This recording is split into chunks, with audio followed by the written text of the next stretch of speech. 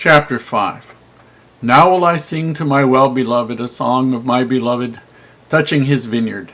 My well-beloved hath a vineyard in a very fruitful hill. And he fenced it, and gathered out the stones thereof, and planted it with the choicest vine, and built a tower in the midst of it, and also made a winepress therein. And he looked that it should bring forth grapes, and it brought forth wild grapes. O now, inhabitants of Jerusalem and men of Judah, judge, I pray you, betwixt me and my vineyard. What could have been done more to my vineyard, that I have not done in it? Wherefore, when I looked that it should bring forth grapes, brought it forth wild grapes. And now go to, I will tell you what I will do to my vineyard. I will take away the hedge thereof, and it shall be eaten up, and break down the wall thereof, and it shall be trodden down.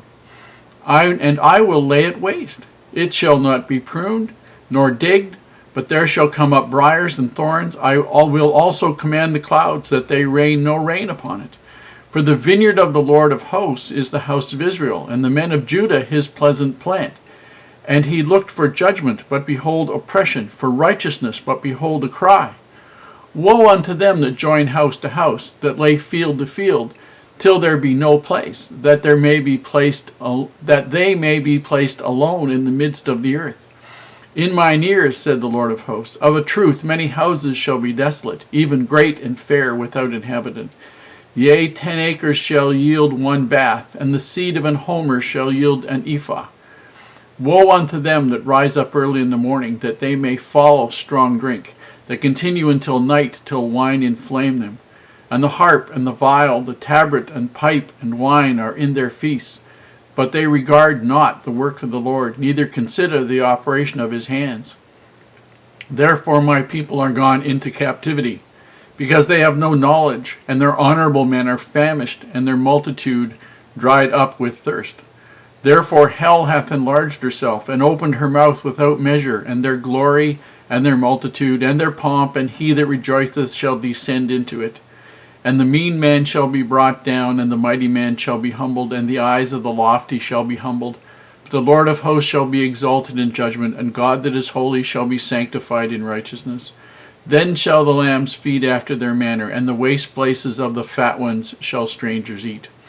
Woe unto them that draw iniquity with cords of vanity, and sin, as it were, with a cart rope, that say, Let him make speed and hasten his work, that we may see it. And let the counsel of the Holy One of Israel draw nigh and come, that we may know it. Woe unto them that call evil good, and good evil, that put darkness for light, and light for darkness, that put bitter for sweet, and sweet for bitter. Woe unto them that are wise in their own eyes, and prudent in their own sight. Woe unto them that are mighty to drink wine, and men of strength to mingle strong drink, which justify the wicked for reward, and take away the righteousness of the righteous from him.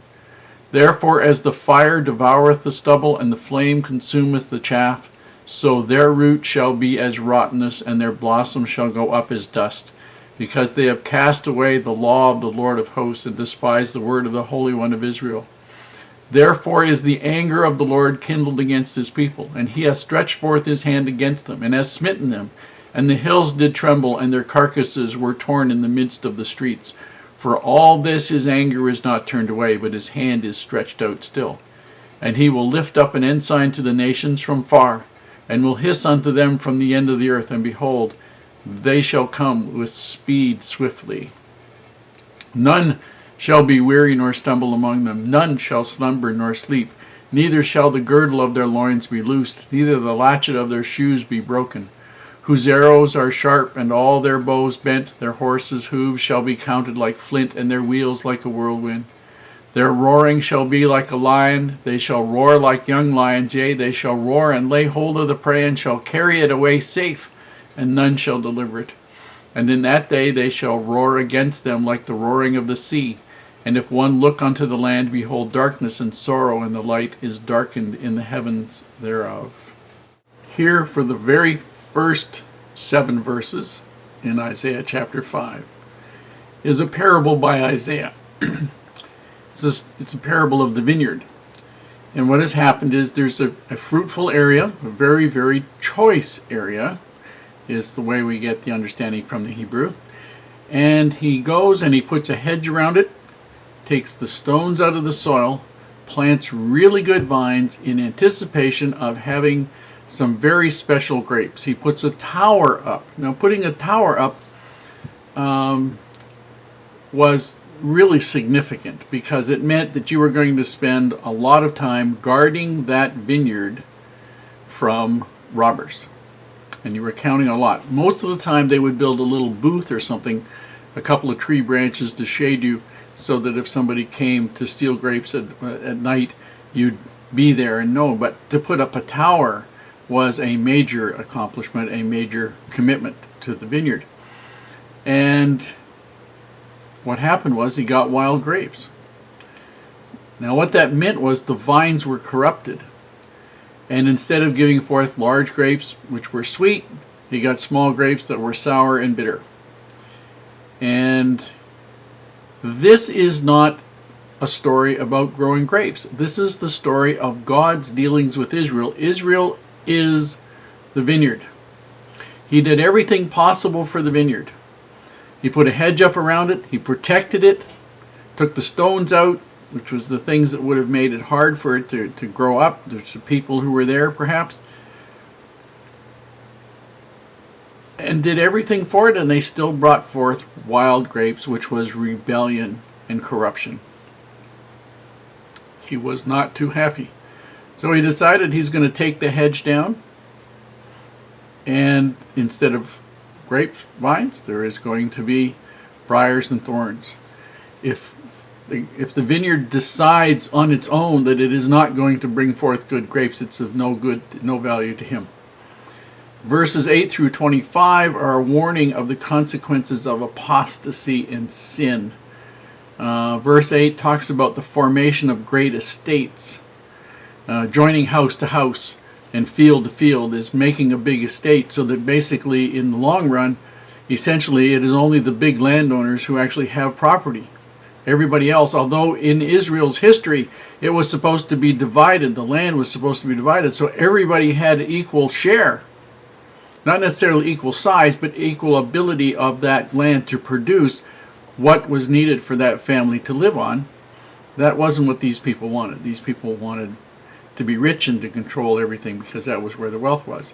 However, because of that, because of the building of the great estates was a sin, Heavenly Father would remove the profitability and the productivity of the land. For instance, it says 10 acres would grow 1 bath.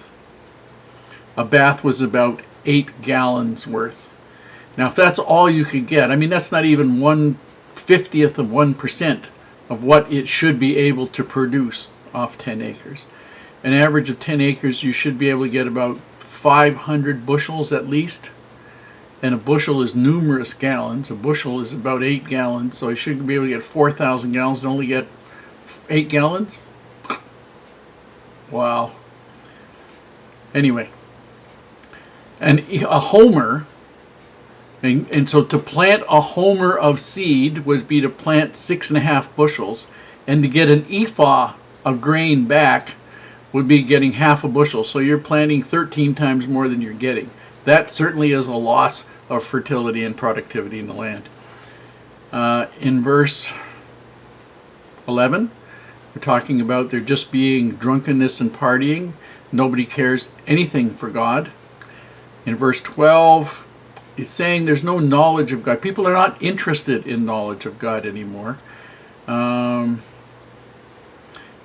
you need to understand is that a knowledge of God is the key to a knowledge of so many other things.